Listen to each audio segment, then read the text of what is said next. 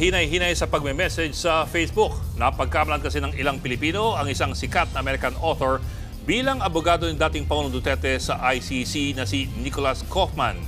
Sa post ng author na si Kaufman with a double N, fina-flood daw siya ng messages sa mga Pilipino sa pagkakalang siya ang ICC lawyer ni Digong.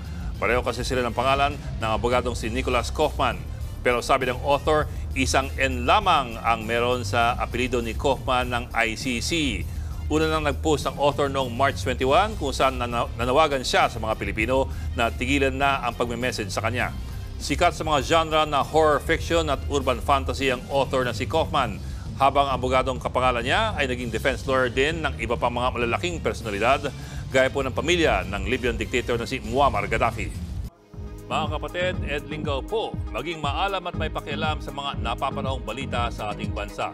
Para sa mas malalimang pagtalakay at paghimay sa mga issue at headlines, tumutok lamang at pag-subscribe sa social media pages ng News 5.